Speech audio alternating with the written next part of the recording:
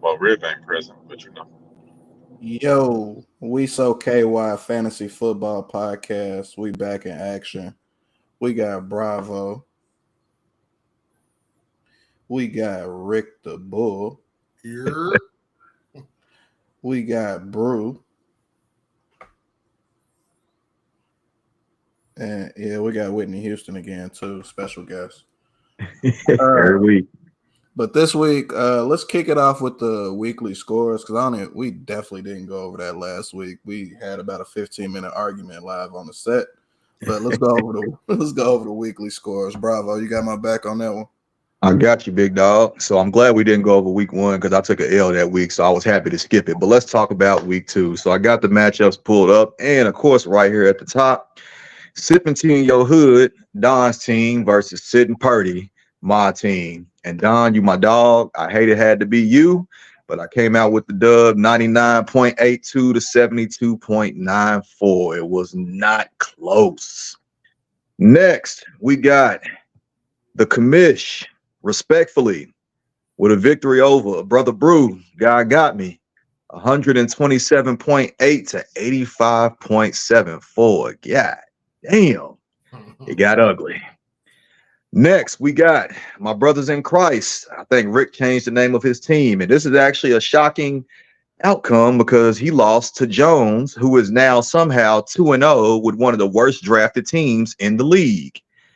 Score went down 77.2 to 68.04. Next, we got Como versus Coleman. All love, no trust, and Reek cooking lamb chops. Reek cooking lamb chops gets the dub 110.72 to 86.98. Como is 0-2 and well on his way to a season full of no victories. Next, we got Go Getters, Meech versus Rob, the Tone Rangers. Again, a lot of people said they really like Meech's team. This week, they did not show up. Rob wins by a score of 106.34 to 64.16. It was a blowout. Next, we got High Rollers. That's Ron, right? Ron, yeah. Okay. Derek. We got High Rollers, Derek /Ron/Berg with a victory over Uphill, Neil's team, 86.8 to 74.6. And then last but not least, we got Vince, Show Me the Money versus Kane, your favorite piece of bacon. Kane is now 2-0 with a victory at 110.06 to 98.54. May the odds be in y'all's favor for week 3, except for whoever I'm playing. Don, back to you. Yes, sir. Appreciate that. Didn't appreciate the L, but it's all in good sport. Next, we want to talk about. We got some early team struggles. We got Bengals, Chargers, Broncos to stand out. There's some others. We had a team come back with a huge bounce back win, show some true grit. What do y'all think about the teams and their early struggles? Joey B just got the new deal. Chase is seeing his targets, but they ain't amounting to nothing. Chargers, is it the coaches? Is it the players? Is it the scheme? Is it the owner? Is it the field? Broncos? Rick, I'm gonna kick it to you first on this, man. What do you think about these struggles? And is there any players fantasy wise you probably would be trying to sell high on right now?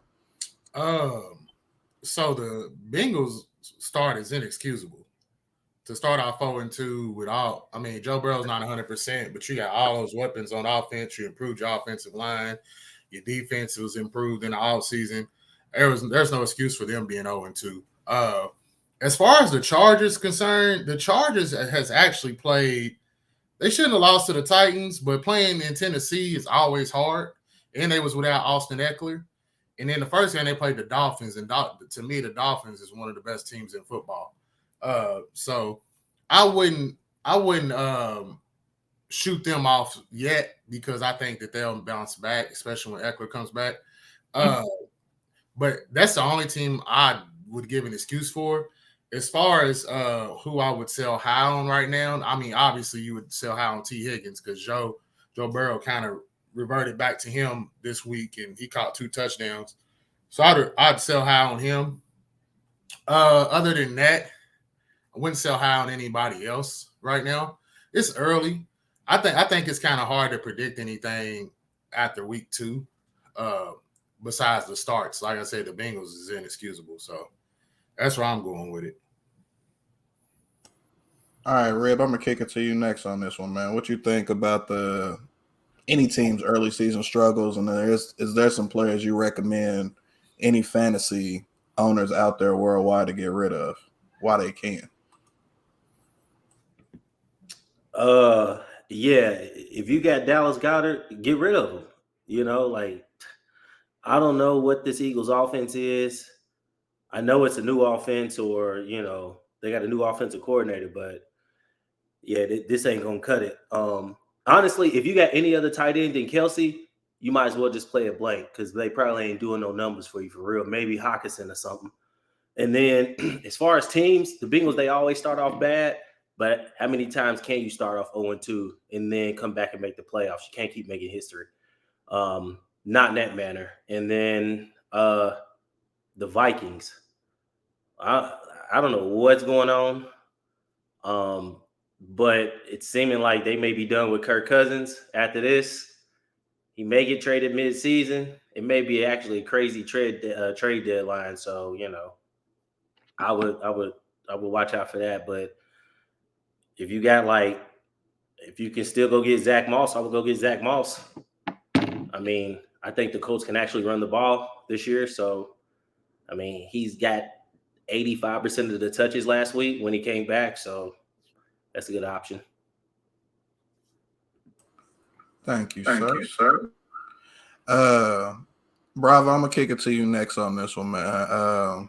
What you think about the NFL early team struggles and some players like some GMs might want to get rid of because they maybe had a good game last week, but it's not going to continue being like that? So for me, the Bengals, I think, is probably the most shocking start of everybody. I don't think anybody expected them to come out 0-2. And as Rob said, they do start bad, but it's a little different this year because not only are they 0-2, they're 2 games back in the division already. So, that's not how you want to start the season. I'm shocked by the Bengals start. Chargers, again, the Chargers didn't play bad games, man. They just didn't play well enough to beat the other teams. They had to go up against Miami, and Miami's probably going to be one of the better teams in the league this year. And as Rick said, man, Tennessee's just a hard place to play, no matter if they're good or not. The Broncos, I'm not surprised. I'm going to be all the way real with you. They was ass last year. Other than bringing in Sean Payton, they ain't really do anything that I felt like shook them up enough to make them better. And we're going to really see what Sean Payton's about as a coach. He's supposed to be this offensive guru. Let's see what he can do with Russ. As far as selling high on players, I actually saw this on another fantasy show, but a guy suggested that if you have him, you should try and sell high on DeAndre Swift. As someone who rostered an Eagles running back last year, I know the frustration of watching a guy have a great game one week and then coming back the next week and barely getting any touches. So if you can find somebody foolish enough to drink that Kool-Aid, go ahead and get you something for DeAndre Swift while the pan's hot, and then watch him get 12 carries next week. Okay, I can dig it. Brew, go ahead, punch in on this one, man. What you think about teams in their early season struggles? Any players you thinking about buying low on across any of the leagues, or anybody you trying to sell off high from having a good game on a struggling team? The Raiders. Raiders are pretty bad. Struggling on offense to score many points. I don't think they've hit 20 yet this season. Josh Jacobs, he had a lot of rest, which you would think somebody would need for somebody that had as many carries as he did last year, but he just looks like he's stuck in mud. I mean, he's kind of along, average fantasy points, but if your guy's giving you 7 to 8 points and you draft him in the second round, that's not good enough. He's a guy I would hold on to. I think as he gets in more game shape, he'll start to turn up. Piggyback off Bravo. The Chargers have all the star power. It might be the coach. They got Kellen Moore in. They're actually averaging 29 points a game. They're just not winning the games. So I like I don't really like anybody. To be honest with you, they spread the ball around so much. If you don't have Keenan Allen, you don't know what you're going to get. Keenan Allen and Eckler, you don't know what you're getting on the Chargers. Um, Same thing. If you don't have Justin Jefferson, it's week to week what you're going to get from anybody else on the Vikings. It's just a struggle. I don't think the Vikings are similar to the Chargers. This will be a good game when they play each other because they're putting up points. They're just not closing the wins out. So I'm not surprised by the Bengals, though. Joe Burrow's hurt. It's kind of like the Cooper Cup thing. You get hurt. People are people. They have bodies. They're not robots. Injuries don't always recover in 2, 3 weeks, 4 weeks. So Absolutely. I forget who brought up the Vikings and Kirk Rip. Week 1, you can absolutely blame Kirk Cousins. Week 2, they had 4 turnovers, and I think one was by Cousins maybe, and that came out like at a halftime. It was like a strip sack. Got to protect the ball, but can I get my pass off? Like, we just came out of halftime, and this is what y'all do for me. I mean, there was a fumble on special teams. One of the running backs fumbled. And I mean, Kirk Cousins absolutely balled last week. He was one of the top performers in fantasy. I don't think last week's L is on him. Of course, everyone's going to remember the first week, of course, the struggle. Just point the fingers at him. But, I mean, if they want to go rebuild, trade Kirk Cousins, but sometimes he can be the problem, but not all the time. Not having a running game is really hurting them for sure. To the next subject, though, we talked about the struggling teams. Let's talk about struggling individual stars. First on the list was Justin Fields. He had a nice little sound bite today he let slip out, kind of blaming some coaches. And truly, he's just out there playing ass. I know the team sucks. Organization sucks. Everything sucks. But you as the quarterback, I mean, you got to play mistake-free football and at least give your team a chance. Make your reads. Don't be a robot. Make shit simple. And if all else fails, fam, just be the athlete you are and extend plays and hope somebody get open. But who else we got on there? We had Josh Jacobs on there. I don't know what's going on with Jacobs. I can't even say anything about him, honestly. Dimes and that offensive line, mainly the offensive line struggled week 1, but I mean, he bounced back in a major way, especially in that second half versus the Cardinals. It's early in the year. Shit's going to be sloppy. I'm not too hard on people. There are some people I would definitely sell high on. Hell, one of them's on one of my rosters right now. Christian Kirk's about to be out the door anyway. I can get him for real. I don't know what happened. Jaguars is another struggling team. Last week alone, Trevor Lawrence had 4 drop passes in the end zone. He was 0 for 7 actually in the red zone as far as passing goes.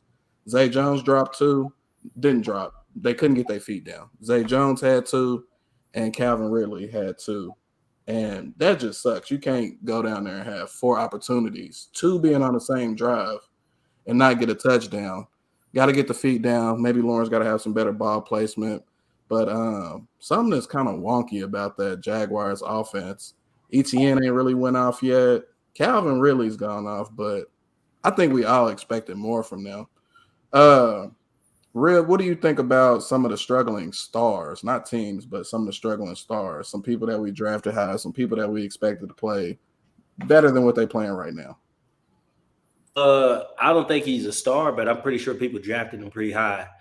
Najee Harris. Yo, he's cooked. And I've been saying it, but he's cooked. And I was right, bro. Like, did you see what every time Warren touched the ball, bro, it was 5 and 6 yards. Najee Harris was doing some Le'Veon Bell imitation that was not working. And another thing, too, they play calling just terrible. The 1 or 2 times they actually ran stretch plays for Najee Harris, he actually hit the outside and ran. So, like, I don't know what's up with Najee Harris. And then Josh Jacobs, I think he just needs some reps. He'll be all right in a few weeks. I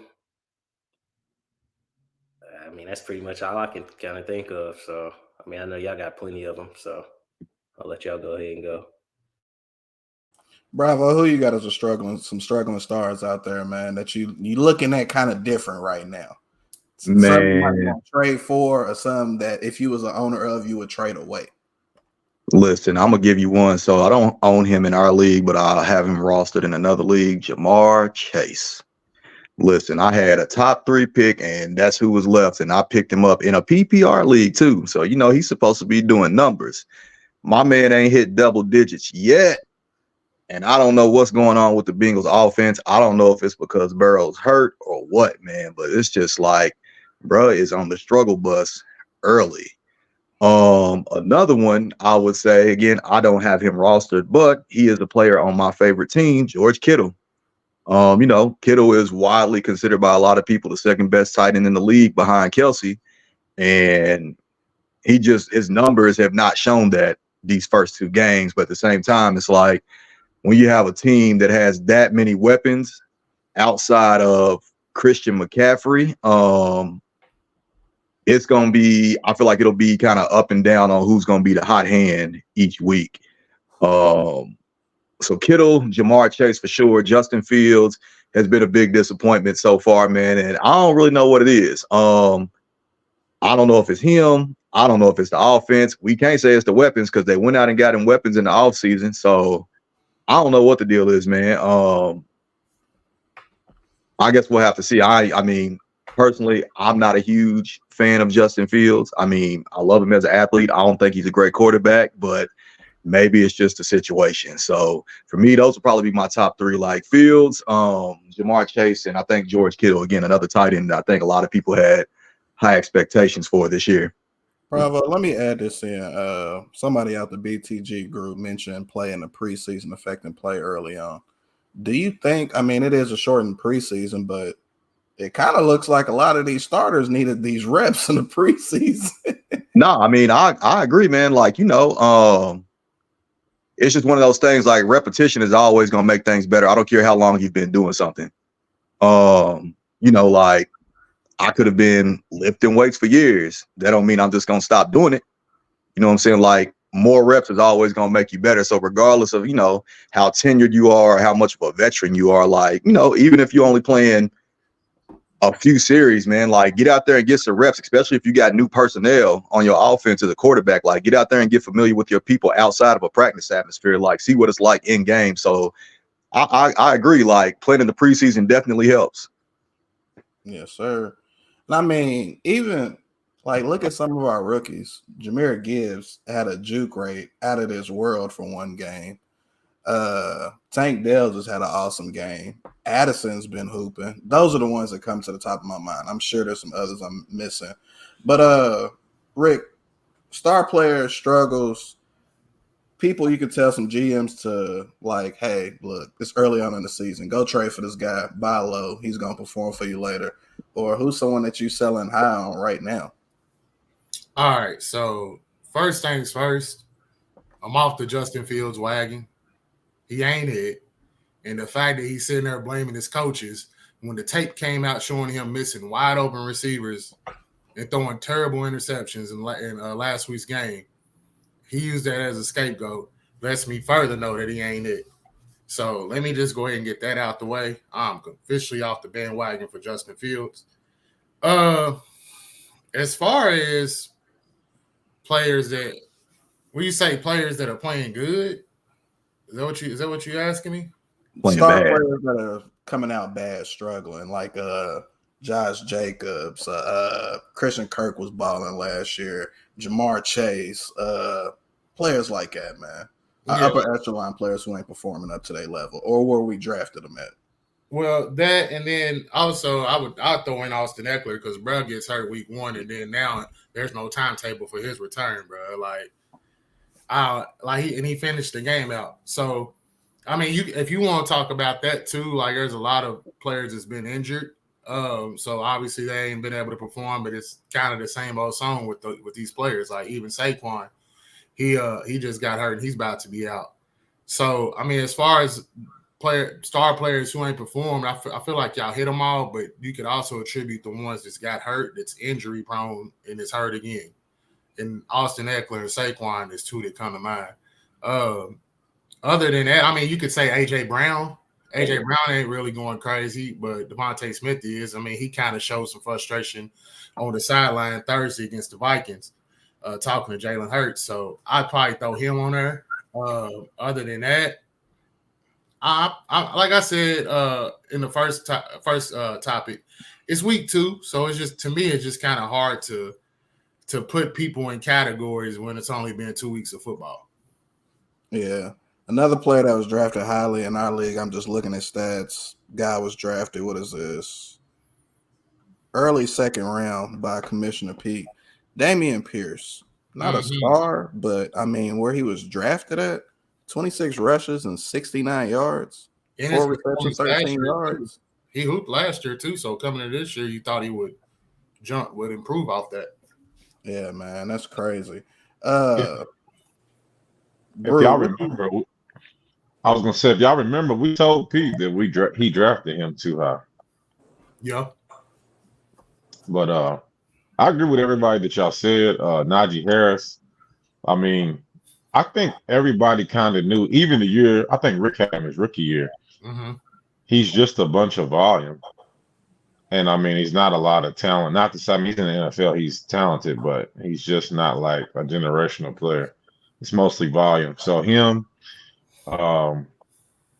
George Kittle, I think the 49ers, man, the game plan that they've been running from both games that I watched, it's mostly Christian McCaffrey centric. So he's doing a lot more blocking. I don't think they've had to really send him on a lot of routes. That's the only thing I can come up with based on the games I watched.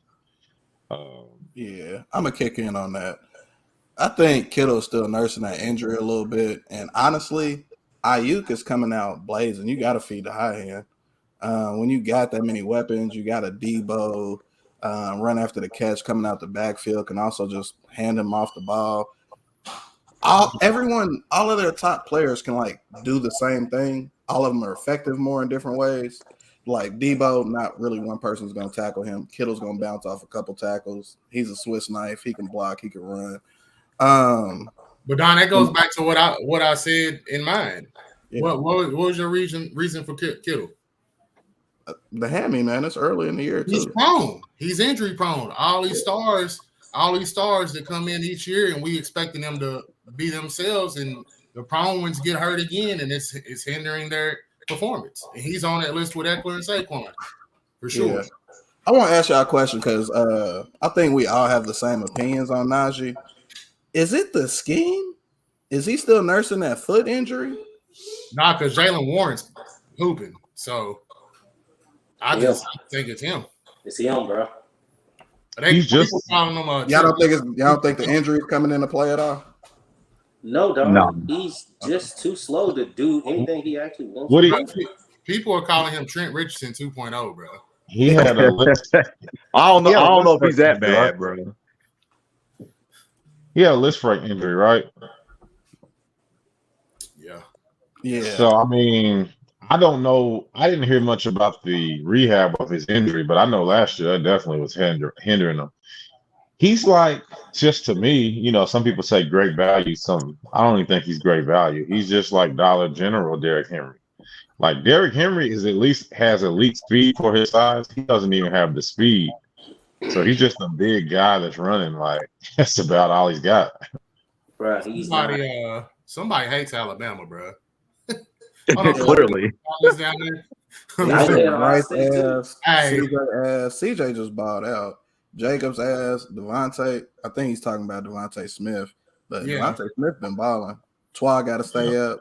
Absolutely, protect him at all costs. Bubble wrap him. Hey, I actually think he should wear the helmets that they be wearing like in practice with the padding around it full time. But the comment previously was like, "Who from Alabama in the league is hooping?"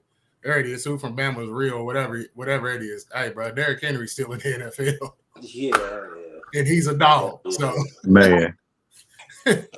Calvin Ridley. Yeah.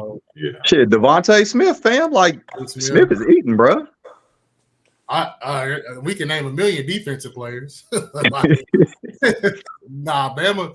Hey, as much as I hate Bama, we ain't gonna act like they producing no NFL. Yeah, nah, we definitely not gonna do that. Jalen Hurts. I'm even gonna throw Hurts in there because he was only at Oklahoma for a year. Exactly. 2 years he was at Bama. So yeah. I mean, and we can't really say what Bryce is. Bryce is playing he's 2 games in his rookie year, bro. Yeah. We don't know what he's gonna be yet. Like, yeah. you got to give him some time, bro. I don't know who he's a fan of, but I hope they got more. Waddle, bro. Man, Jalen Waddle. Yeah, we gotta pump the brakes on that, brother. My brother. Hey, but Jamar Chase. I'm not gonna lie. For me, that is the biggest bust because they had him so high up the rankings board. Like even mock drafts on. He was number 2. Well, I was like, bro, why does he keep climbing? They got this man at like 300 points. Yeah, I don't care if Joe Burrow was healthy. He wasn't going to score that many points with T. Higgins on his team. It just wasn't going to happen. So for me, he's the biggest bust, and he's kind of like the spotlight on why. Like no matter how good you are, if you don't have a quarterback, you're kind of irrelevant. Yeah. Okay. Let's talk about the injury bug, man. Everyone's seen the Nick Chubb injury. Some people may call it a dirty hit. I think it was a legal hit. I mean, honestly, how else are you supposed to hit Nick Chubb? One went high, one went low. I like to say fuck everybody who actually showed the still pic of that injury because I seen it live and was cool. I've seen anything still.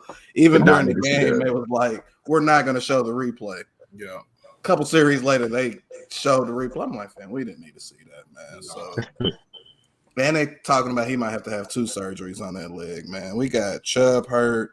We got Saquon hurt. Man, Kelsey is still nursing an injury, but he's out there. Eckler hurt. Eckler's hurt.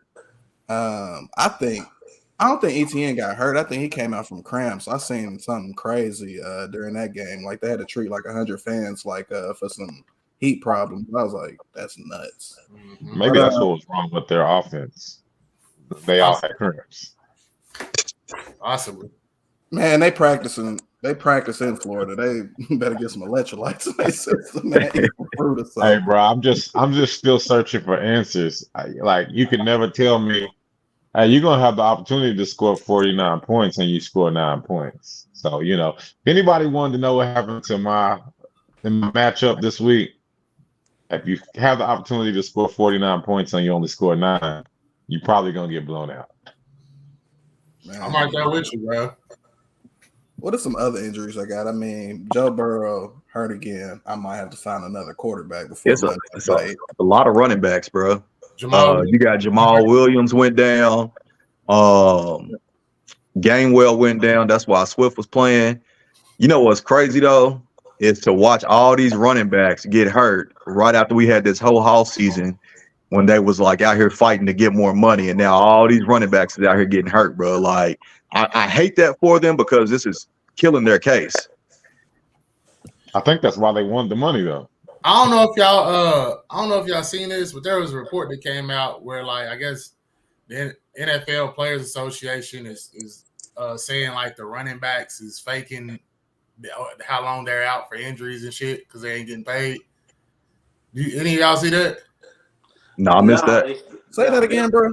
Basically, the NFL is suing the NFLPA for selling the players. It's initially like a few years ago when they signed that new CBA. Well, if you want to hold out, fake an injury, so you still get paid. So that's what it was. And I mean, it could be the NFL just trying to push some stuff. Could be. I mean, he did actually say something like that though. He did say something like that though. Yeah, but let me tell you this. Was talking about it. Let me tell you this. I watched that whole Chargers game against the Dolphins. And Austin Eckler did get rolled up, but he didn't get rolled up bad, and he got rolled up in like the third quarter, and he finished the game. So for him to be out and they don't have a timetable on it, to me, that's been fishy from the jump. I'm not saying it's part of it, but it's just weird to me. Nah, I understand that. You got to think, like, if you get rolled up and you kind of still got that adrenaline, they can go wrap you up and take you up. You might be able to finish out the game. I guarantee you, though, when he took that cleat off, it was over. Or he better not have taken it off because he would never been able to put it back on. But here's the thing, bro. They ain't even diagnosed what he got. They just said he got a bad ankle. Saquon, they They took the X-rays. They did the MRI. They said it was a common ankle sprain. He out 2 to 3. Eckler, ain't nothing came out, bro. They just said he has an ankle. That's it. Bro, ain't trying to play. Hey, man, I want to bring up something random. They didn't pay him though, right? They didn't. Nah. Okay, makes sense. Nah. I want to bring up something random, man. Why does Andy Reid really hate running the football? Because Pacheco has a nice average per carry, and bruh only be getting like 10 to 13 carries as a lead back. I understand like the running back committee and everything, but I feel like Pacheco could really make life easier for Mahomes like Kareem Hunt once did. When Patty was coming up, I was just like, why don't Andy like running the ball? Like, as an Eagles fan, I can't believe you asking that question. No, I was gonna say this, Don. When you've been an Eagles fan, I'm assuming your whole life.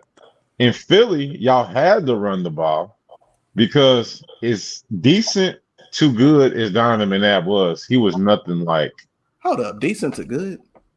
Bro, let's be serious here. He went to 5 NFC championships. Decent to good don't get you there 5 times in a row. Yeah, 5 times. pretty good, bro. Donovan McNabb was not Peyton Manning. Let's not start that. He wasn't Peyton Manning, but he wasn't just I don't think decent. anybody said that though. No. But what I'm saying, bro, go look at Donovan McNabb's numbers. They're not crazy, brother.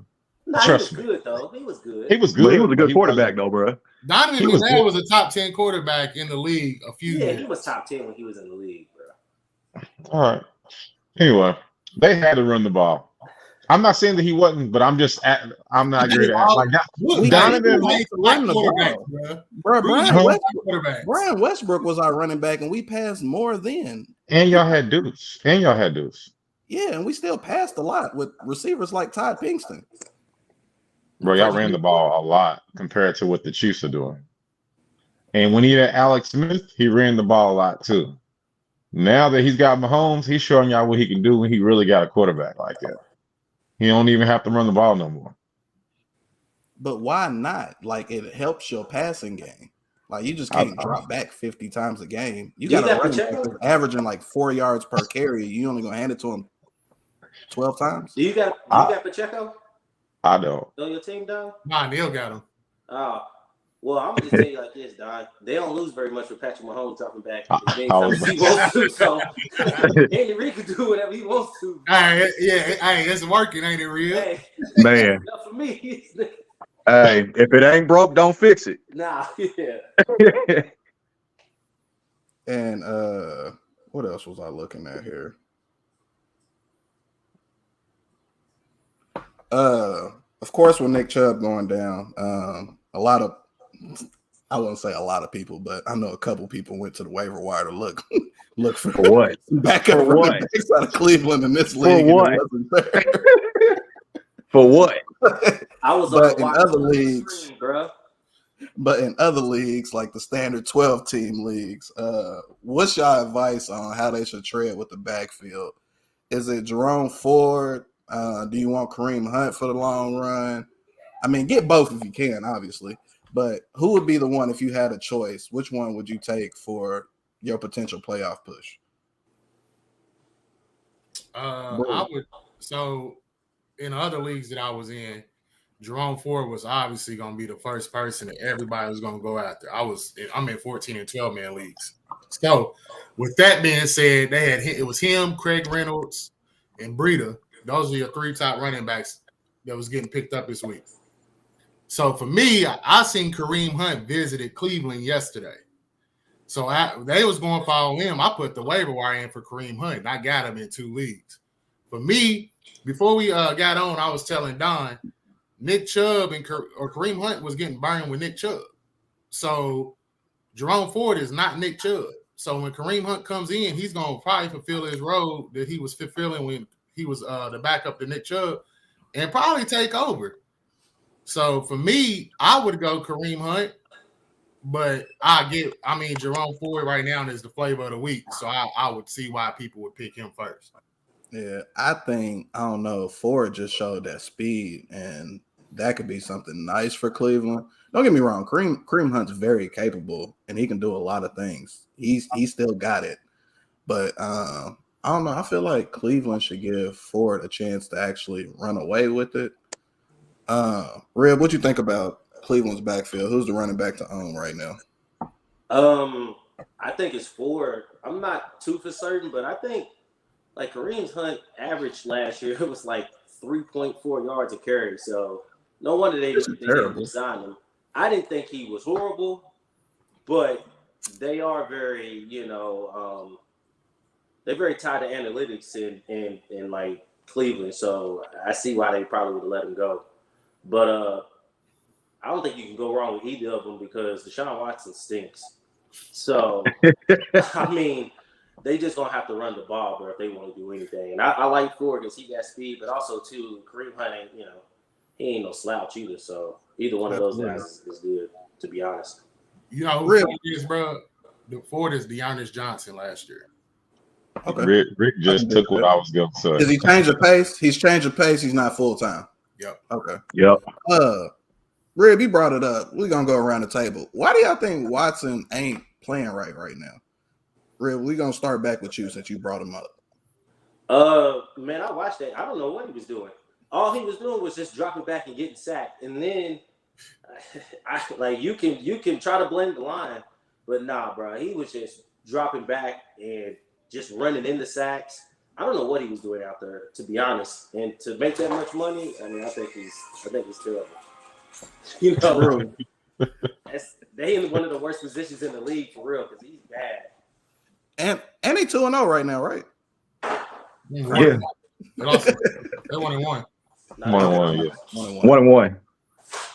Bro, what you think is wrong with Watson? Is it the scheme? Ah man, we got a still pick.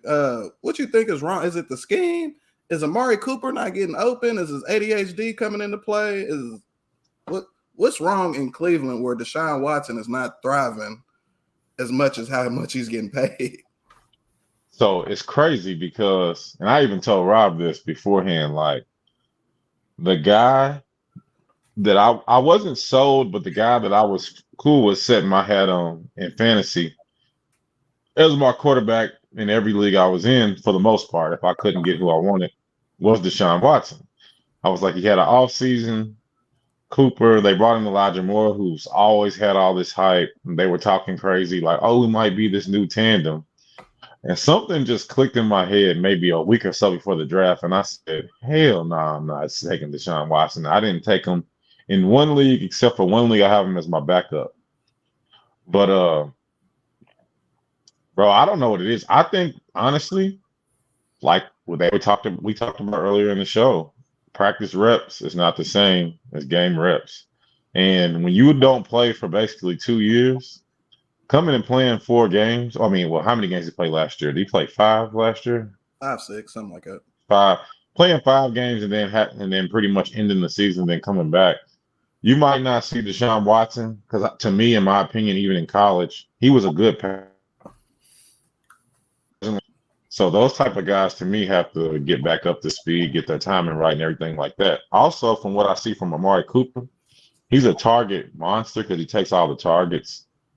I don't know if he's out of shape, but he looks slow. And Amari Cooper used to have some speed, but he's looking slow this year. So I don't know what it is. It's getting old, bro. That's all it is. That's what happens when you get older. You get slower. How long has he been in the league? 8 years? Yeah. Yeah, so he hitting that 30 mark. And when you get 30, shit starts to change. And the offensive line is not playing that good. I mean, he was under siege playing against Cincinnati last week, and he was under siege in Pittsburgh.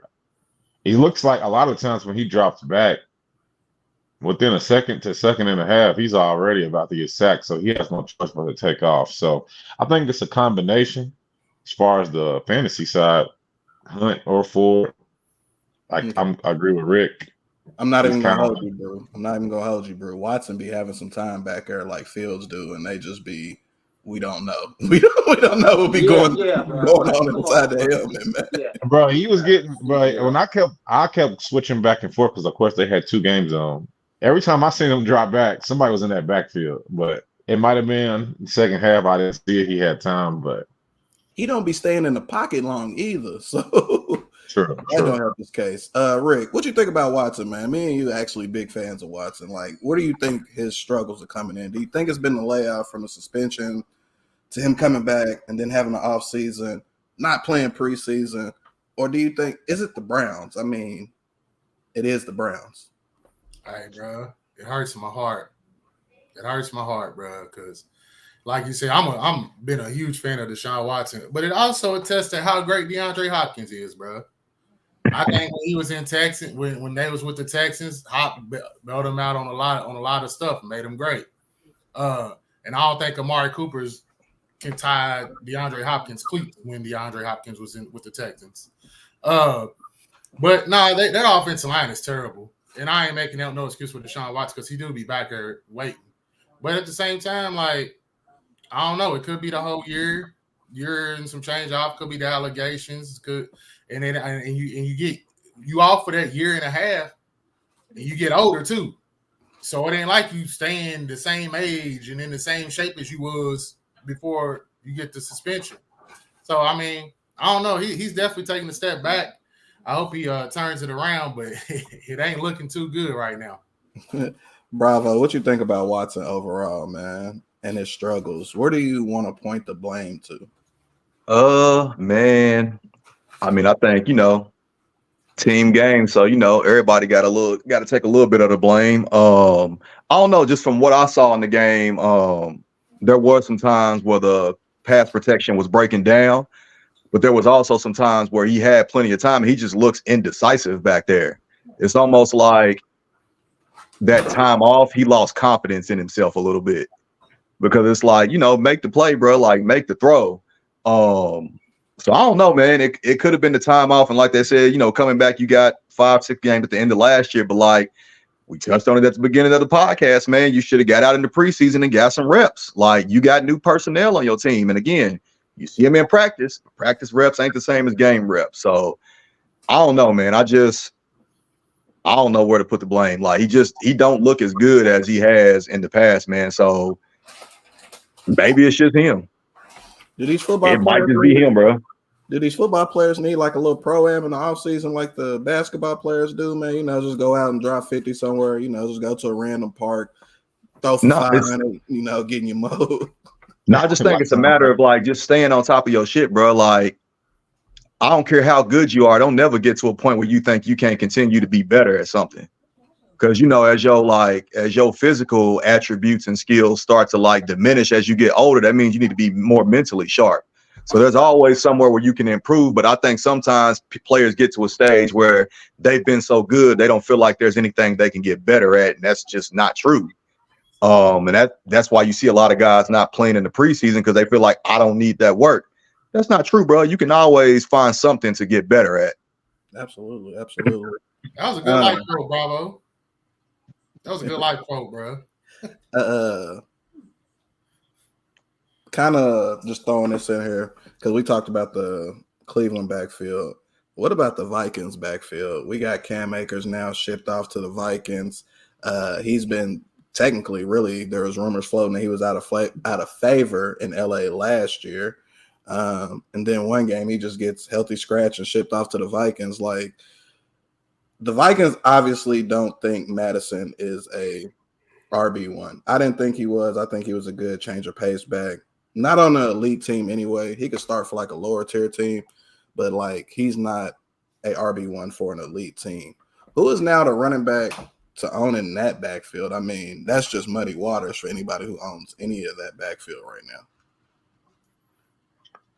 I think Cam in week 1, I don't know what was going on. I know he added some more muscle. I mean, I know coming out of college, he ran like high 4.40. I think he ran like a 4.48 40, which is pretty good speed for a running back. But he was kind of small. He was like 205, so that's not great. But now he's like 218. I still think he's faster than Madison. But in that first game, you could just see a significant difference between Kyron Williams and Cam Akers as far as speed and explosion. So what's crazy is Cam is faster than Kyron. Yeah, he is. Oh, for sure. It's just the acceleration is different. The top end speed Cam might have them, but the acceleration is different. And as you see, like when Cam Akers gets to the linebackers and breaks, he usually outruns most people. But that first initial wave, he's not that fast. But Yeah. I think if it was me, I'm taking Cam. This is his last year on his rookie deal. He's up for a contract. We weren't going to pay him anyway, so I'm glad we traded him for whatever we could get for him. To be honest, we didn't. That wasn't who we wanted. The coach just took Jonathan Taylor, the pick before Cam Akers. So I would take Cam Akers, not being biased. I just never liked Alexander Madison as a feature back. He's slow. So I would roll with Cam Akers. Okay. And what's crazy is Cam Akers, he went to Florida State, and not even trying to slander that team. Florida State at that time had a horrible line, and Cam Akers made shit work. So once he got to the pros, I thought he was going to be cool. I thought he was going to be one of the next star running backs, and things just didn't work out. I don't know if he wasn't reading his playbook, because at times I've definitely seen some still shots of some open cutback lanes, and bruh just wasn't taking them. It was just like he made pre-snap decisions on where he was going with the ball. Rick, what do you think about the Vikings backfield, man? I know you got a little equity in that backfield. I think Cam Akers is a backup running back. He hasn't shown anything with the Ram for me to be like, oh, he's RB1. I looked at his stats. He don't go crazy. Like you said, there's plenty of steel frames showing that he misses the hole where he can cut and get big runs off. He runs straight to the defender. I think he'd be a good backup running back. I also think Alexander Madison is a backup running back, but we don't know because if he could be a starter because he's been a backup the whole time behind Dalvin. So I guess this is what this is supposed to be, is a tryout to see if he's a starter. Again, it's week 2, so I'm not gonna base the first 2 weeks and say, oh, he ain't a starting running back, because he did produce really well as a backup. Mm-hmm. So to me, I think there's 2 running back 2s on the team, so I think it's gonna be even carries. Okay. Can either of them save Kirk Cousins? Not and to jump on what Brew was saying about Kyron Williams. Kyron Williams is just a better playmaker than Cam Akers. Yeah, Kyron Williams is he can catch the ball at the backfield and make plays. That's why he took Cam Akers' spot. He did it at Notre Dame. He sees the field better, and things have already slowed down for him. Cam, I just don't feel like the game has slowed down for him yet, and he's just trying to use his athletic ability. And you're in the league, bro. Everybody's just as athletic as you, if not more. Rob, what you think about the Vikings backfield, man? Cam Akers, is that exciting news, man? You about to go trade for Cam right now? I know you got JT on IR. I don't even know why we talking about the Vikings backfield for real. Jefferson's going to get 300 targets, and it seems like Addison's going to get 200, and Hawkinson might get 200. There's no touches for these running backs. It's the reason they let Dalvin Cook go. I don't know why we talking about Madison. He is a third down passing back. Cam Akers, guys, he had 25 carries and 28 yards. I don't even know why the Vikings thought he was a good option. Like, you could have went and got Kareem Hunt. Like, let's just be for real. And honestly, too, and he don't pass block. That's the number one reason why he don't have a job. He don't pass block. So I'm pretty sure Matthew Stafford didn't like him either. So, I mean, yeah, I don't know why we talking about the Vikings backfield, bro, for real. My apologies. I ain't mean that. Elephant graveyard, bro. Ain't nothing there. Ain't nothing there, bro. Hey, man, we trying to help our fantasy owners, man. We know we have the answers. We try and help everybody else out. Bravo, what you think about the Vikings backfield, man? I just echo everything that Rip said, man. I agree completely. And even if they do get carries, it's going to be a running back by committee type of thing, because you got 2 number 2s that they're going to try to use as a number 1. So, like, I don't know that either of them is a back to have, but I mean, if you absolutely got to have somebody on the roster, I would say for right now, I'd go with Madison just because he's been there. He's more familiar with the scheme and the playbook.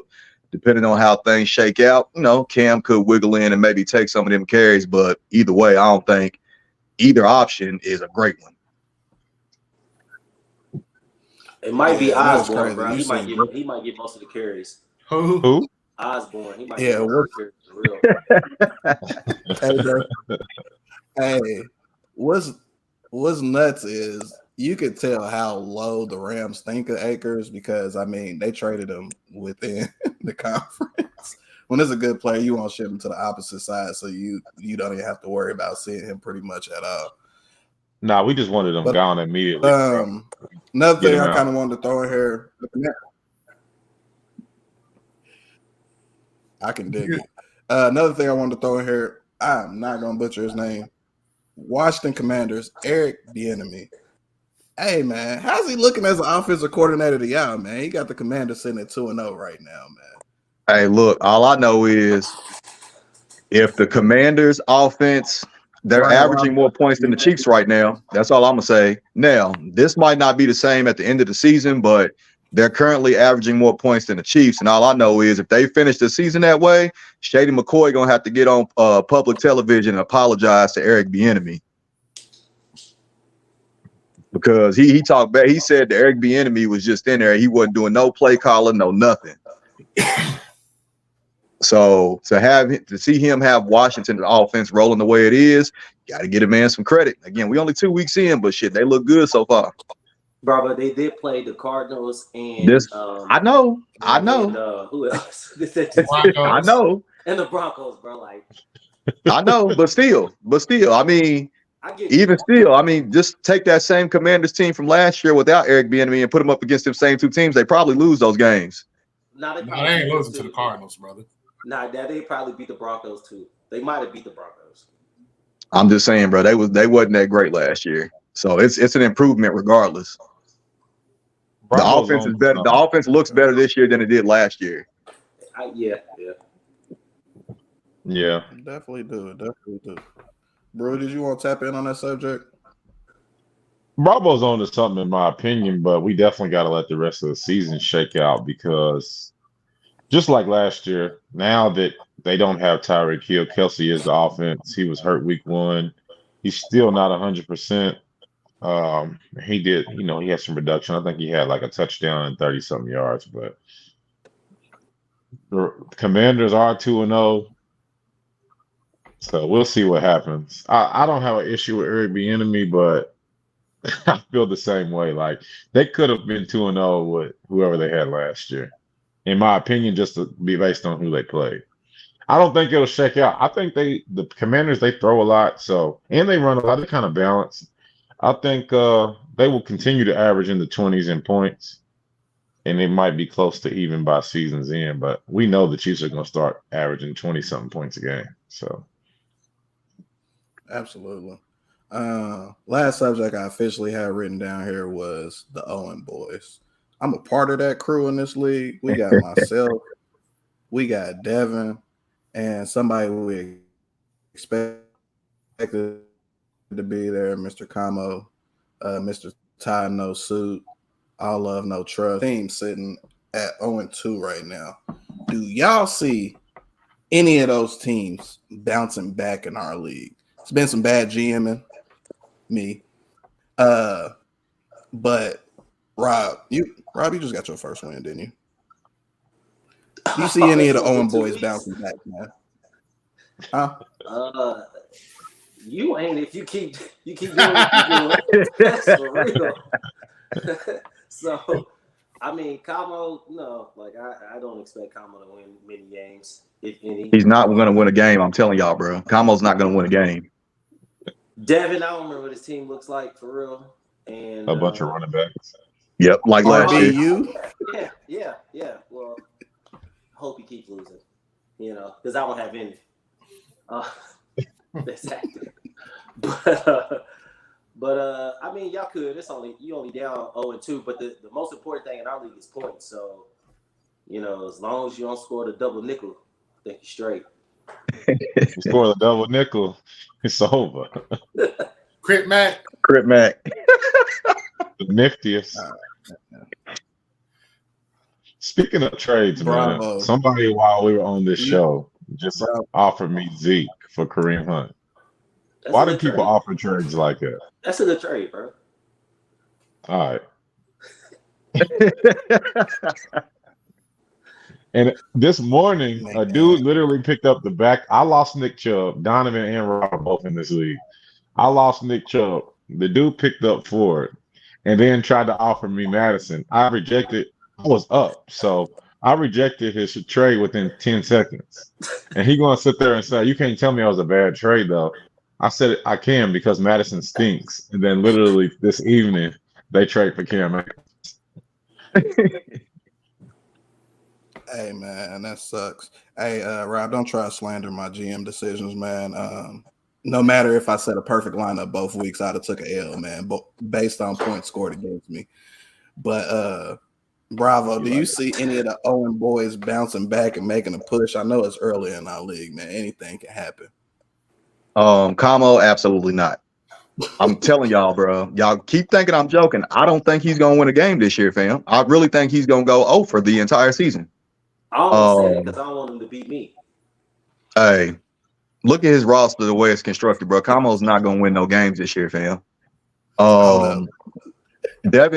Devin's team this year is doing what we thought his team was gonna do last year with the way he drafted. Because we just knew he was gonna start at the bottom of the barrel, and somehow he came out like 6-7-0 or some crazy shit like that. Yeah. But it came back to bite him in the ass late in the year. But his team this year is doing what we thought he was gonna do last year. He could bounce back. I feel like he probably need to make a few moves roster-wise, but we'll see. Out of those three teams, Don, you probably got the best chance to recoup and make up some ground. But I don't know, man. You know, here it's an uphill battle, bro. Like, you fall behind too much, it's damn near impossible to get back into a playoff spot. Hey man, all I gotta say is Cooper Kupp, I miss you, my boy. Need you to suit up, get that hammy right.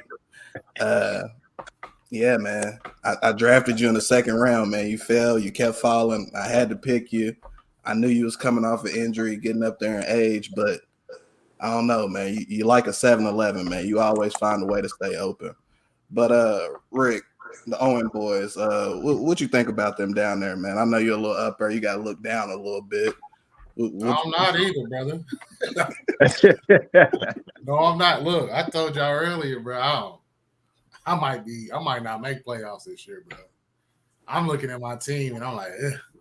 But anyway, yeah, let's just exclude Como from anything that involves winning for the 2023 season, bro. Let's just get that out the way, bro. I think Neil's team this year is better than his team last year. He might have downgraded. He downgraded in quarterback. He had Hurts last year, and then of course he ruined his team by making that stupid trade with you, Don, to get Kyler Murray. Never understood that one. But the problem with Neil's team, because he has receivers this year. He has Mike Williams, Amari Cooper, and Michael Thomas, who has been producing so far. The problem with Neil is like Bruce said, he has all the running backs, so he's playing the wrong running backs. He might have two running backs that go off on his bench because he started other running backs thinking they're going to be better.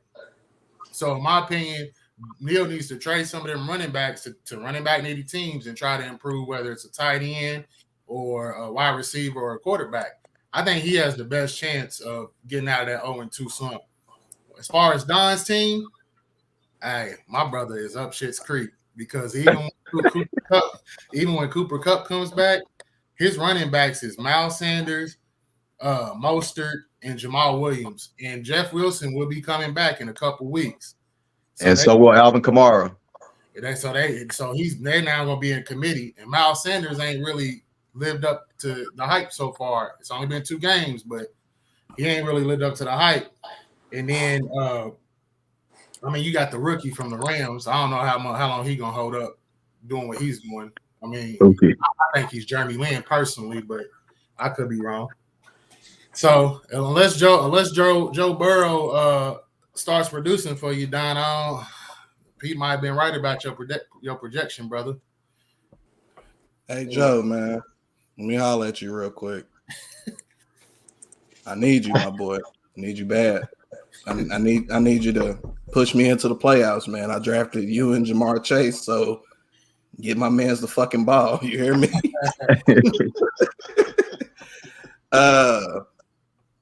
Yeah, brought up some great points there, man. I always rely on receivers. But I know it's a fantasy football podcast, man, but we got to talk about Coach Prime, man. Up in Colorado, man. Coach previously was talking about him before the game. Well, I take my hat and my glasses off before I speak to someone. They had a nice little thrilling game, man. How y'all feel about Coach Prime, man? He's putting on up in Colorado, man. He got the stars out. The stars is bringing him out. He ain't even bringing the team out. The stars is bringing them out. Rick, speak on Colorado and everything Prime doing, man. Shout out to Coach Prime, bro. But I'm Coach Freeman, bro. He ain't getting the spotlight he deserved. But he doing what he doing what he's supposed to do. He brought Colorado back up. His son is a hell of a quarterback. He's actually a true quarterback. Like, he ain't one of them ones that just runs and tries to make plays up. He stays in the pocket, he passes the ball. Prime got a lot of people to decommit and commit to Colorado. One of them being I forgot bro's name, bro. Travis Hunter. No, Dylan Edwards. One had four touchdowns in the first game. So, I mean, his roster, he completely made up himself. But it's just that effect, bro, of being Deion Sanders. Like, his name is gonna ring. Like, he's hosting 5-star quarterbacks from the 2024 and 2025 class. He has the Rock there. He has Offset there. Like, everybody's showing up, bro, and that's just gonna be a great recruitment tool. So, honestly, in the next couple of years, I can see Colorado like being a perennial powerhouse, bro. Just with all the fanfare he's getting and that bringing the recruits in, he's doing a good job coaching too. Colorado State's a rivalry game. I think a lot of people think Colorado should have smacked them, but it's a rivalry game. So, they made it fair. Plus, they took out Travis Hunter in the game, so that's his best weapon. So, but no, I think he's doing a good job. Shout out to him. But I'm definitely rocking with Coach Freeman, bro. Absolutely. I understand you there, man. I see you this weekend. They got a nice little. They got Oregon this week. You think they pull it out? Nah, because Bo Nix is all right, bro. And they playing at Oregon too. I think low key, I think it'll be a trap game because I think they play USC the following week. If I'm not mistaken. So they might be slightly overlooking Oregon to get to that USC game. So I think Oregon's gonna knock them off. I don't think it's gonna be like by a wide margin, but I think Oregon's gonna beat them, especially with Travis Hunter out. Okay, Bo Nix is playing great right now, but let's not remember the Bo Nix that we've seen previously too. At Auburn with no weapons. And bad coaching. Bad coaching for sure. I think he's due for a bad one, man. Rob, what you think about Coach Prime and what he's doing in Colorado and a prediction on the Oregon game, man? You betting on that? Bro, he's ruining college football. No, hey, I think they're gonna be good as long as he's there. I don't know how long he's gonna be there, but because I don't know what they're doing. Are they joining the Big Ten or are they joining the Big 12 again? I don't know what they're doing, so I don't know how long he'll be there. But if the SEC comes calling, he might go back. Florida State might actually smarten up and go actually offer him a job this time. But I think it's dope, and I think next year they're gonna be even better because he's just gonna keep getting all these recruits. And also too, I hear a lot of people trying to say, oh, like somebody else should, but bro, it's only one Deion Sanders, bro. We got to stop with that, bro. It ain't too many like Deion Sanders, bro. So it ain't a lot of people that's going to be able to go out and do what he's doing. To go get the TV contracts from ESPN. Bro, they be on TV 4 weeks in a row now. Yeah. That's crazy. They won one game last year. It's fact. So, I think they'll be in the game with Oregon. If they had Travis Hunter, I would probably give him I still give him a chance. I don't know how real Oregon is. And the last time I heard Bo Nix, he was at Auburn, and he wasn't looking too hot. So, he might be different at Oregon. So we'll see. He was last year too. Yeah, he did. With Oregon. You got a prediction on that game, Rob? You betting on that one? Actually, I got Colorado in the points for real. I don't think Oregon's like that. And their coach did say something about them leaving the Pac-12 or whatever. So, they got a little something for him too. Okay. So, bro, what do you think about what Coach Prime is doing in Colorado? And do you got a prediction on this Oregon game, man? I like what he's doing. anytime a black coach or power gets an opportunity, I like to see him succeed, especially if they're doing it the right way, putting in the work, which we know he does in all aspects of his life. Um, he changed the culture. I mean, I don't know, if you either been there or you haven't, but you don't see that kind of stuff usually in that area of what you're seeing. In Colorado, Utah, places like that. You don't see that. So that's the prime time effect. He honestly, whether he knew it or not, at the time he was creating that persona for himself back in the 80s. He kind of set himself up for life doing that. Of course, he backed it up with his play, and that's the only reason why he could sustain it. But yeah, I mean, he got Travis Hunter to decommit from Florida State and go there. He's a gem. They got Xavier Weaver. They got Jimmy Horn Jr. So they're good on offense. They got to get some more people on defense. He said it himself. He needs like 6 or 7 more dogs. They're overachieving this year. I thought they would win about 8 games. Now, to me, they'll probably win like 10. I would take Colorado on the points. They've had them as high as plus 22 on down to plus 21 or 20 and a half. I don't think they lose by that much. I think they lose by no more than 17 this week. If they win, it'll be a shocker to me. I wasn't shocked by TCU. I'm not the biggest believer in TCU, but what Prime is doing is amazing. I was watching Rich Eisen. He had Warren Sapp on there. Warren Sapp's actually finishing his college degree, so he can join the staff next year. So you got a lot of guys. You got T.O. reaching out, Chad Johnson. So I mean, he's gonna probably. You see my boy Mike Irvin in the at the hotel, man, turning up. That's why now we understand why he had ice on, because I didn't understand why he had ice on until I see him keep trying to, do his dance moves. He didn't have enough substance in his nose to not feel the pain, man. So, but yeah, man, I think Prime, like I said, hey man. This is a family show. It's a family show, man. Hey, man, I apologize, man. I mean, substance, powder donuts. But hey, you. I think they lose to USC. I think they probably lose this game. And they got a tough game with Colorado State. Oregon State, my apologies, and a tough game with UCLA, in my opinion. But other than that, they should win the rest of their games. They probably will win a couple of those games. So I think they probably win 10. That's good for a first-year coach in the Power 5 conference. That's great. And what's nuts is they got a lot of ranked games on their schedule. Well, currently teams that are ranked. Bravo, what you think about Colorado? I'm going to add something to you. Do you think Prime is going to jump to the NFL? I want you to end with that one. Man, I don't know. It's good. First of all, I love everything that Deion Sanders got going on at Colorado. And all I'm going to say is all these teams that they up against, they better beat them while they can. Because in a couple years, if he's still there, bro, it's going to be damn near impossible to recruit against Deion Sanders, fam. He is a cultural icon. He has connections to everybody and not just athletes, but entertainers and all that. That's why you see the people on the sidelines, bro. Today's kids love clout. And what bigger way to get clout than to be on the internet, taking pictures with famous rappers and actors, bro. Like, it's going to be impossible to recruit against Deion in a couple of years if he's still at Colorado, bro. He said in a quote, I love Boulder. I ain't looking for the NFL, but he also said God sent him to turn around HBCU. So can't really take him at his word.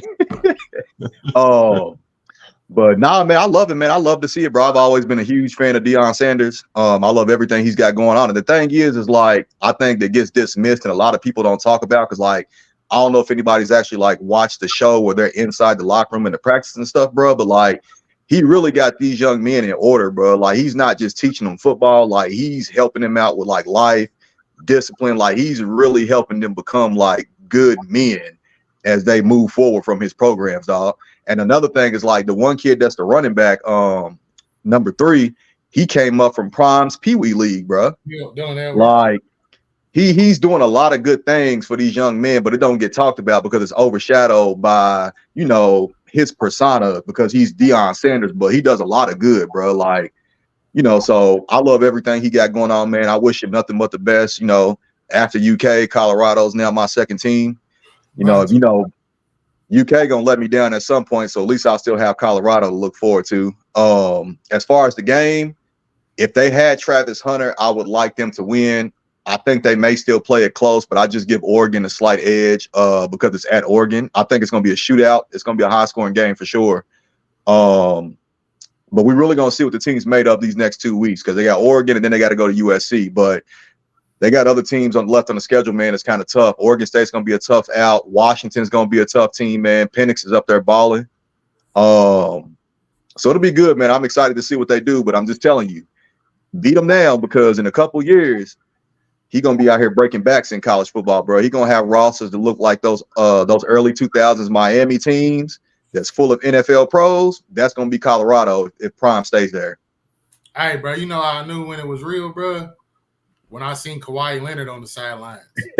Yeah. Hey, what's that meme? They said he got Kawhi on the sidelines. He don't even go to his own games. Thanks. Brought Kawhi out. But yeah, Hey, man. man. Colorado, they got Oregon. They got Oregon on the road, but USC got to go to Boulder. So that might be a trap game for USC too, especially if Colorado gets beat. That's just going to amp them up extra. Last thing here, let's roll through these matchups. Rob, I'm going to get my first win versus you. I'm going to just put that in there. This is my first win I'm actually predicting of my own season. I didn't think I was going to win. Are you talking to me? Yeah, you. Rob, don't act like your team's cold, bro. Let's be real. You don't act like your team's cold. I didn't act like my team's cold. I just said I was gonna beat you. I ain't say I was gonna beat you by 32.75 or nothing like that. I just said I was gonna win. But not Hey, that bro, again. I don't think Joe Burrow's playing. That's cool. I'll beat you with a backup. Yes. The slander. I'll beat you with a backup, man. You starting Jordan Love, so I mean, okay. I think he's leading the league in touchdowns. He might. And he threw all of them in week 1. Nah, he threw 3 of them last week. He did. Hey, Jordan Love been balling, bro. Yeah, he ain't gonna bother. I mean, Joe Burrow got negative.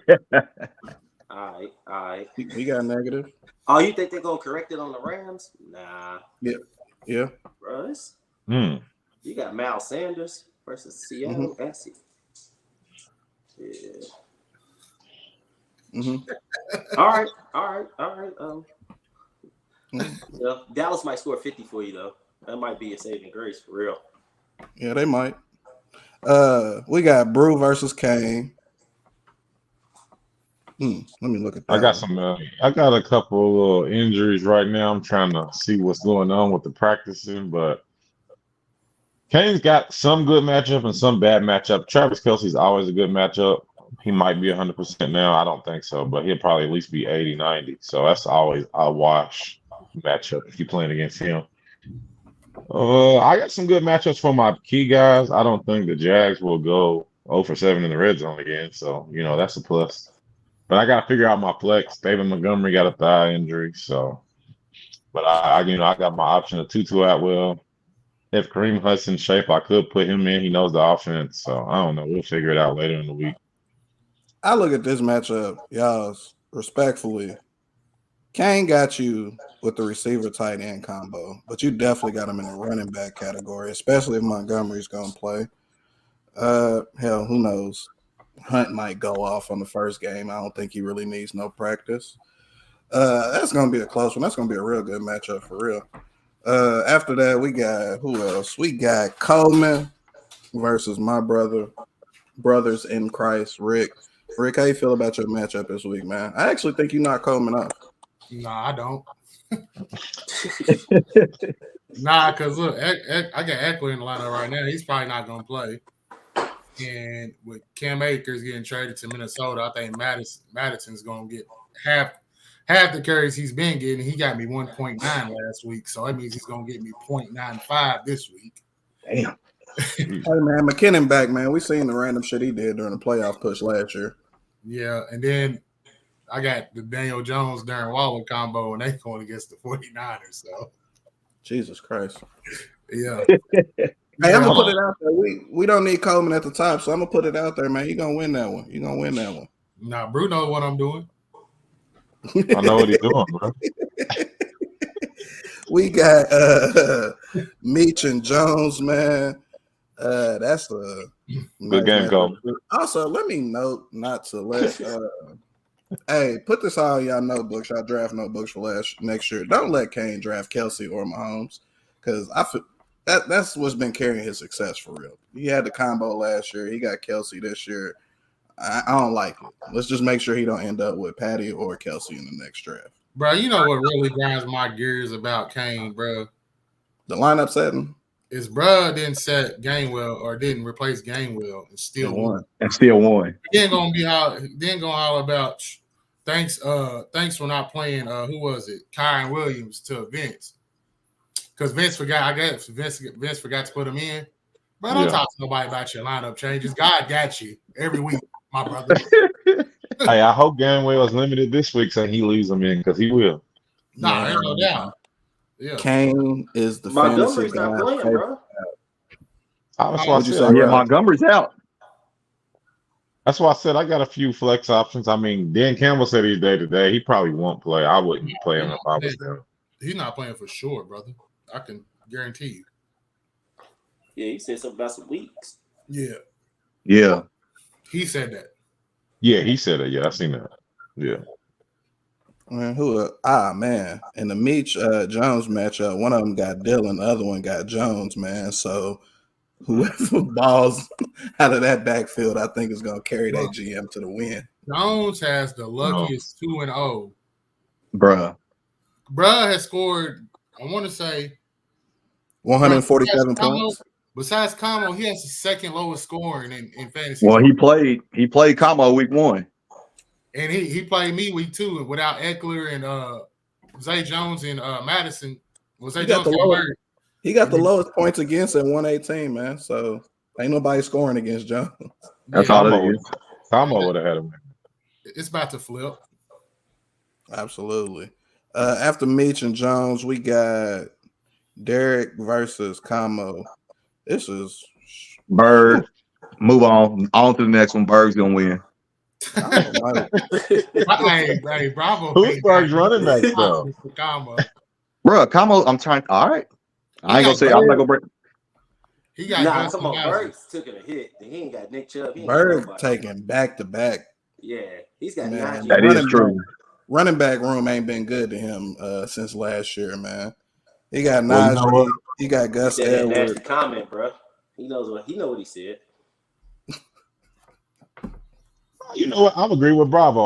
I'm going with Berg. Najee's gonna have a pretty good game versus the Raiders. Is he? And Gus, I think so. Is he? Bro, the Raiders stink. Capital ST. He's a little bit better than the Raiders. Is he? Listen, it's not even that I believe in Berg's team. I just don't believe in Camo's team at all. I think that's it. So we got Berg in that matchup. Yes. And Berg's got receivers. Berg's got receivers. Hollywood Brown's playing. He might go off. All right. But after that, we got Sitting Purdy, Show Me the Money. We got Bravo versus Vince. Sheesh. That might come down to Monday night too. Bro, I looked at my lineup today. I got somebody playing on Thursday night, Monday night. That's not a good that sounds like a recipe for disaster, bro. I hate when games come down to Monday nights. Me too. With that said, I do like my guys' matchups this week, especially the Thursday night matchup. Debo versus the Giants. So and I get Tony Pollard versus the Arizona Cardinals. He should have a field day out there. Yeah, Vince is currently starting Dalvin Cook over Swift too. He got a lot of running backs too. Now I want him. I hope Vince falls for the Swift trap. Please put him in the starting lineup. Nah, I think Swift took over. Is that reverse psychology, Bravo? No, I just don't believe in the Eagles actually making somebody a feature back. Now, if Gainwell's back, he's definitely the back. Exactly. Vince loves DeAndre Swift. I don't know why. He's had him out damn near every year of his career. I had him. I don't get it. Yeah, Rick had Yeah, him last year. that's the only year that Vince didn't have him. Bravo, if Debo don't go off tomorrow, I want you to come over here and tell yourself when Bravo was wrong too. That's cool. Because Hey, Bravo. we ain't been But giving when we cover that 10-point spread, brother. so I mean, if Debo don't go off, that's cool. We gonna get the dub though, regardless. Brother, Yeah. I ain't never have a problem admitting when I'm wrong. I ain't either. I'm telling you that our corners, our young corners ain't giving a lot up to receivers. So Kittle Yeah, might That's be cool, but that's the beauty about Debo. He ain't got to run a route. You can hand it off to him. You can put him on a screen. You can give it to him multiple ways. He ain't got to run routes. What you said is I shouldn't play Ayuk. No, you can play anybody from the 49ers except Kittle. hey, look, hey, don't let us win. we not. Hey, Hey, bro. No disrespect. No disrespect. I'm not worried about the Giants. Hey, you think me and Rib last week was bad? We better not win, brother. Hey, listen, Rick, that's all good and gravy. But Rick, I'm not worried about the Giants. Can I ask you, Rick? And with all due How respect, do you envision the Giants beating the 49ers? I was gonna ask the same. I didn't know. Saquon's not Taking out Purdy.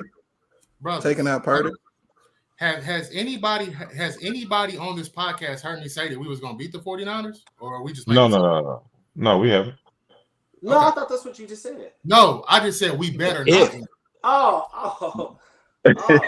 I didn't say Bravo, we gonna win. Oh. Bravo gave me the spread. Bravo gave me 10 points. So that should y'all made a bet. Y'all made a bet?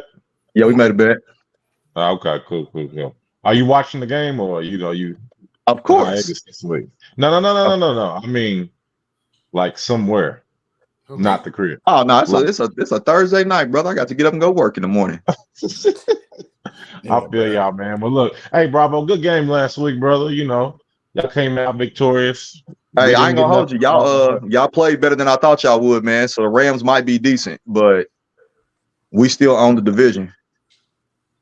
For now. Hey, y'all remember how y'all be seeing how Bravo be starting off in fantasy and all this shit every year, all confident. You see how it goes down. What? My fantasy team's been trash at the beginning of each year. I'm talking about fantasy and your NFL team. You start out. The 49ers was ass at the beginning of last year. What you talking about? You start off confident that your teams is gonna be good, and then shit goes left. I did not start that way because, bro, we started the season last year like 2-4. He's talking about prior to the season starting. I mean, what am I supposed to say? My team gonna be ass? No, you ain't supposed to say that, but you ain't supposed to be talking like y'all. All I'm saying is, look, you know what I'm talking from? I'm talking from what I've seen the first 2 weeks. I watched y'all got destroyed by the Dallas Cowboys 40-0 week 1, and the only defense probably better than theirs is ours or close to it. Brother, you singling out our matchup this week. I'm saying, and then y'all played the Cardinals and was getting smoked and came back. My brother in Christ. You keep singling out our matchup this week. I'm talking about in general for the season. I know, but you saying I'm out here confident. You did it with Pete week 1, and you did it with Brew week 2, and you're doing it with me week 3. I'm just saying week 12 or 13, we gonna see where we at. That's cool. We are. We gonna be in playoff position and y'all not. Brother, you keep comparing. That's where we gonna be. I don't understand. You keep comparing us. I'm talking about in general. I'm not talking. I understand that. I know what you're saying. You haven't heard me come in here and say anything about the Giants making the playoffs, about the Giants being a great football team or nothing. You keep comparing your team to mine. I'm saying what you do with your team. Okay, so here's my question. From what we've seen at the end of last year, rolling into this year, why shouldn't I be confident that my team's gonna be good? Brother, you do it every year. That's what what else am I gonna do? Brother, say we trash? Y'all not no, but you come here acting like y'all the cream of the crop every year. I ain't never acted like we the cream of the crop. Ever. We ain't won a Super Bowl since the 90s, fam. When have you ever got me here to say the 49ers are the cream of the crop? I know, and that's why I be bewildered. That's why I'm trying to figure out when you heard me say all this though. Bro, you talk shit about. Let's backtrack. Can anybody else on here count on me saying the 49ers was the best team on earth at the beginning of every year that we've been in this fantasy league? I can't You ain't- recall you saying it at the you ain't say beginning of that. every year, but you definitely be talking your shit about the Yeah, 49ers. when we Yeah, winning, you nigga, I'm gonna definitely talk do. shit because we winning. And we got proof in the pudding. You can't That say just I'm had talking just shit come because soon, we bro, winning. like 3 years ago. You can't say I'm talking shit because we winning. Y'all ain't won a championship since you was like 15. That's cool. Hey, that's cool. What But you guess talking what? about, We brother? good this year. We good this year. All right, so now you're gonna be UK football. We gonna get them this year. Like, come on, bro. No, but I'm saying though, bro, it's like we ain't been. Listen, I ain't gonna hold you. We got to the Super Bowl and smoked it in the third quarter. We've been to 2 NFC championship games. So we right there, fam. It's kind of like your fantasy team. We can't close the deal.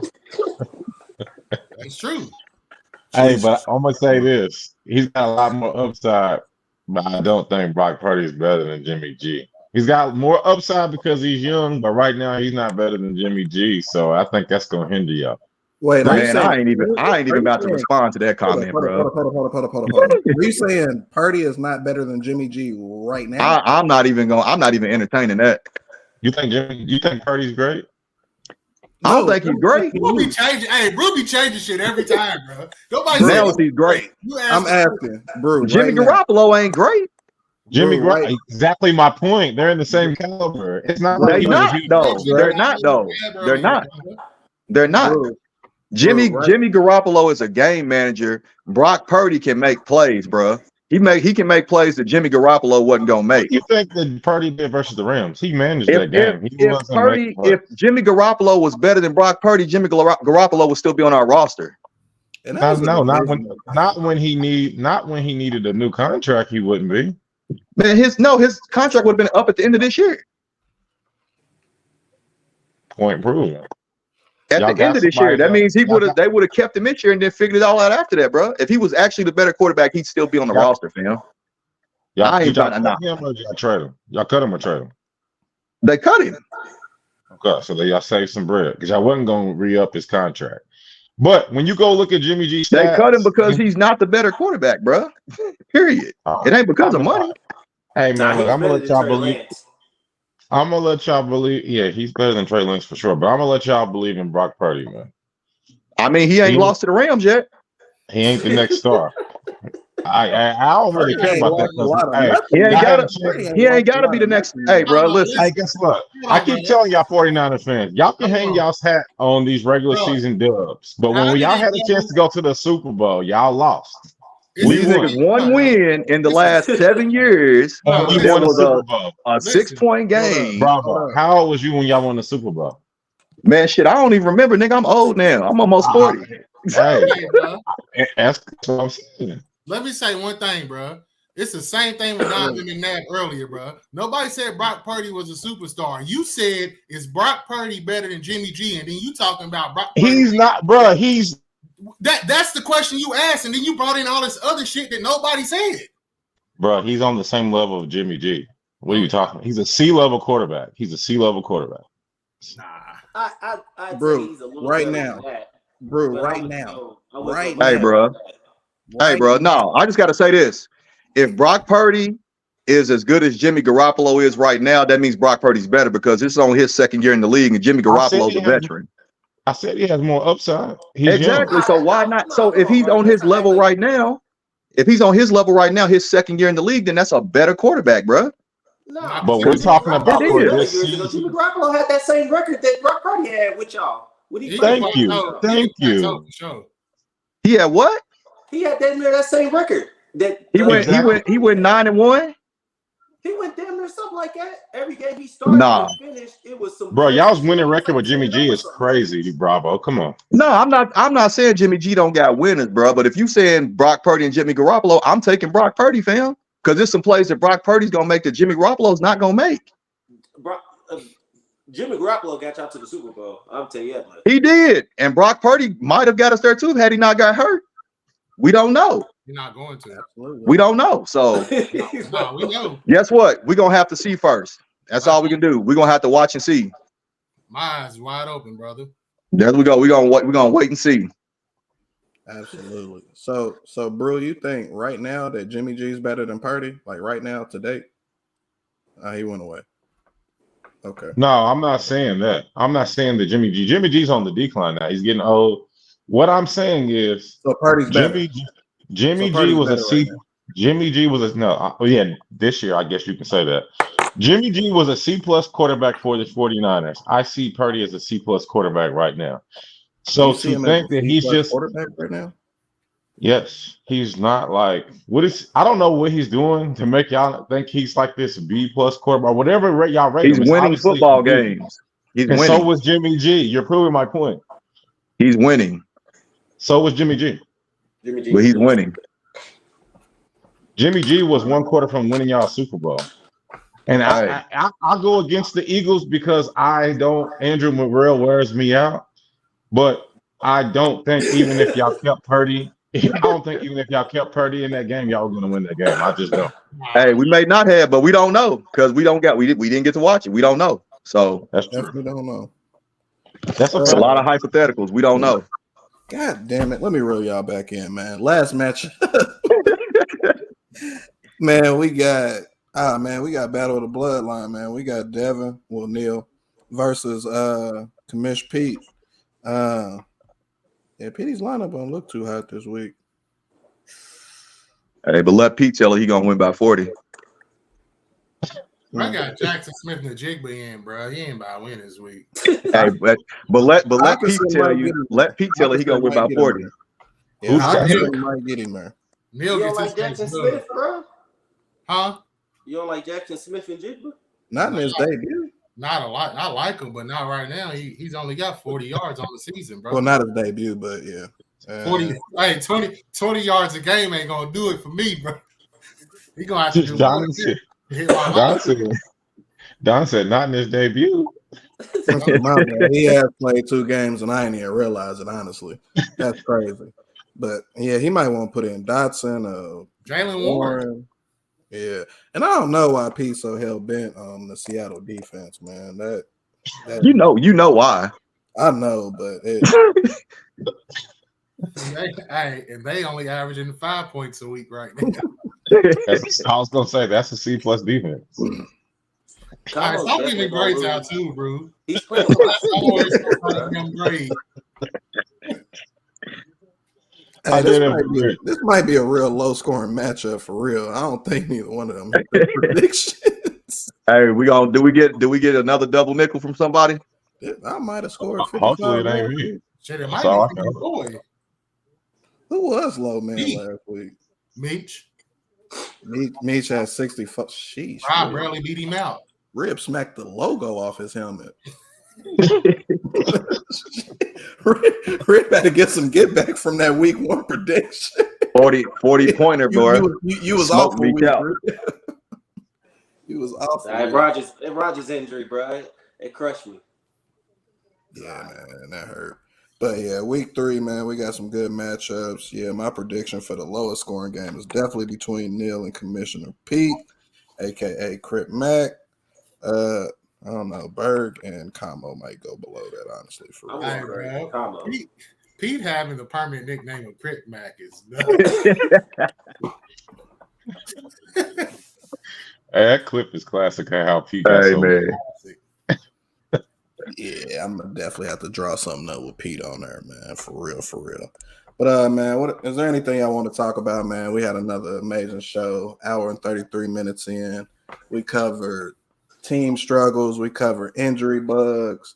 We're not even gonna probably do any waiver wire pickups. You know why? Because it doesn't matter in our fucking league. Because we can't get them, but you all can. So figure it out your damn self. Guys, y'all got anything else y'all want to bring up?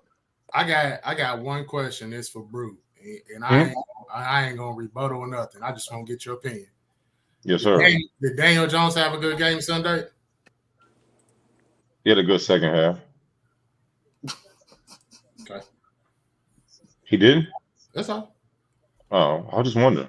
No, I said what about his game? Question. What about his game stats though? It looked like he had a good game. I was like, you can say half, but the end of the game stats, it was like who threw for more than him besides maybe Tua and CJ Stroud. I'm just trying to look. I'm trying to make sure I know his accurate stats. You know, I want to make sure I'm accurate real quick. Give me. Well, while Brew's looking up stats, I got a question. When we gonna get that? When we gonna get that segment about the bets? Because I'm a rookie bettor over here and I need help. Okay. Yeah, 2 Rob, touchdowns and Oh, you know, betting can I just give somebody some money and y'all gonna make my bet for me? You know, I give you off I'll break you off a little convenience fee and shit. yeah, I mean, shit, just whatever you. I don't know what you want. I mean, we can explain. I want to your win, nigga. I mean, Hey, I'm saying I'm not a betting person. I'm not a betting person anyway. I mean, I hit last either, week. but don't you want to put in your bets before Wednesday or by Wednesday? Is that Like, I don't know how to bet, bro. most of the time. I try to hit the early line, so sometimes I hit them Sunday night and leave the Monday night game. Whoever's playing Monday night, I might not bet on them, depending on like injuries or something. Or I try to hit it like Monday, because you're gonna get the better lines and stuff. But I mean, I got a lot of bets this week, but I got a 14 right now. I got Minnesota money line. Well, it's a pick'em game right now. I got Tennessee money line, Pittsburgh money line, and over 43 points in the New Orleans and Green Bay game. All right, Reb. Now break that down for betting for dummies. So basically, I got Minnesota just to win the game, Tennessee just to win the game, Pittsburgh just got to win the game, and the total score added up has to be over 43 points. So it has to be 44 points. For total. Which game though? Which game did you do that for? The New Orleans and Green Bay game. Okay. No, I did the New Orleans Green Bay. New Orleans Green Bay shit, and I might put that up themselves. Olave got to start scoring some touchdowns. But I go ahead. Then I got another one too. I got San Fran -6.5. So San Fran's got to win by 7. I got Miami. They got to win by 6. Seattle got to win by 6. Kansas City got to win by 7. And Dallas got to win by 7. All of those teams are at home and are actually better than the teams that they're playing. And the Cowboys are away, but they're playing Arizona. And they're going to travel to Arizona because, trust me, it's going to be looking like Jerry World. Yeah, Robert Brew, y'all do any player prop bets? Or do y'all just, bet on the money lines, the spreads, and stuff like that? I have, and I'm gonna be on Prize Picks. I hit Christian McCaffrey he was like the first scorer week 1. I hit on that. I mean, I try to hit him, but I don't really bet on him early. It's kind of like I'm just messing around before the games. Don, if you need somebody for a prop bet, I got somebody. Who? Jawan be hitting on the prop bets. Connor's brother. He be eating. A lot of those prop bet dudes, you'll be like, how the hell they hit on this prop bet? But they probably place like 10 prop bets a week. But when you hit, you win 10, 20, 30 grand, depending on what you put on it, then you good. You can just keep doing it. So, I mean, like I told Rob, I got a dude that we go back and forth with our picks, which I got a lot of bets this week too. I got picks to pay out as little as 180. I got picks to pay out as much as 10 grand.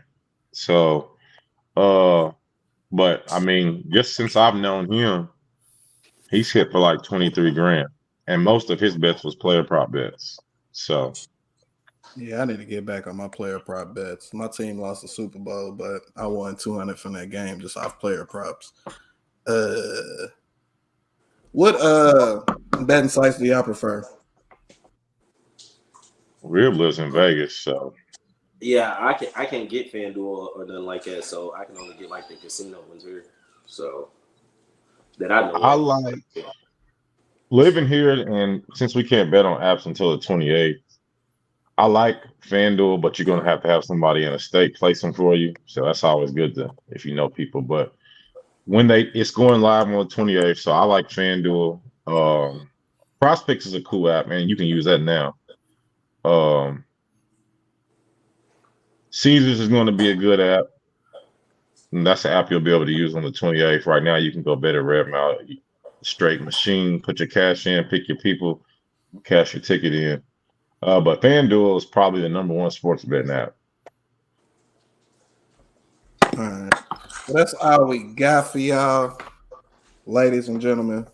We So KY Fantasy Football Podcast. Going into week 3.